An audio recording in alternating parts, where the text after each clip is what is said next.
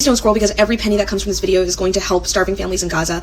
Just stay on this video for at least 5 seconds while I reread excerpts from an NPR article from 2016 that talks about what happens to your body when it undergoes starvation and refeeding syndrome. You can press and hold the top right corner to watch this video at 2x speed. And if you're watching this on Instagram, please go to my TikTok and repost, share, like, comment, and watch that video so that any money that comes from that video can go towards mutual aid funds as well as GoFundMes to help the people of Gaza. What is happening there is inhumane, and there is no point to my platform if I can't do the simplest thing, which is raise awareness. So here are excerpts from that article.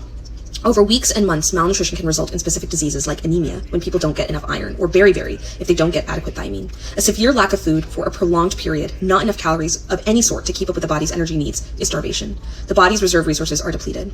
The result is substantial weight loss, wasting away of the body's tissues, and eventually death. Within days, faced with nothing to eat, the body begins to feed on itself. The body starts to consume energy stores, carbohydrates, fats, and the protein parts of tissue.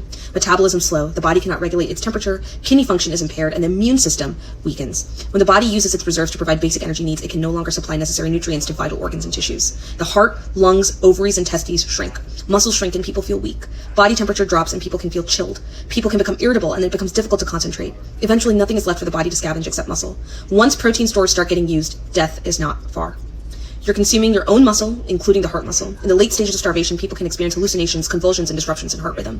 Finally, the heart stops. Children are smaller and have fewer body fat stores to draw from. They fail much faster. What is going on during starvation internally, biologically, and metabolically is invisible, but physical and behavioral changes are on display. With a severe ongoing lack of food, people start doing things to ration food. They eat more slowly. They might start shredding food to make it look like there is more.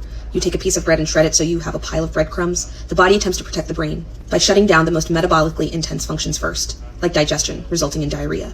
The brain is relatively protected, but eventually we worry about neuronal death and brain matter loss. Just as the heart, lungs, and other organs weaken and shrivel without food, eventually so does the brain. The concern for children is that their brains are still developing, and any loss of function due to starvation could be permanent. Sudden initiation of nutritional replenishment following extended periods of starvation results in rising glucose levels in the bloodstream. With rising glucose levels, the body produces a countermeasure that increases insulin levels, which then drive phosphorus and potassium intracellularly, causing a decrease in the amount of available extracellular potassium, or hypokalemia. Hypokalemia may lead to cardiac arrhythmias, weakness, fatigue, paralysis, hypoventilation, respiratory distress, and metabolic alkalosis. Furthermore, long-term starvation may have already depleted the body of phosphorus stores. This is often worsened by increasing amounts of insulin, similar to the physiology of potassium. Physiologically, phosphorus also plays a vital role in maintaining cardiac conduction. Low levels of phosphorus are linked to decreased cardiac contractility and arrhythmias, which could be fatal. Depletion of phosphorus can cause a shift in the hemoglobin's affinity for oxygen, so it also decreases the amount of oxygen that's delivered to tissues, causing full-body organ ischemia. Starving people may not look as if they are in acute pain, but that does not mean they're not suffering.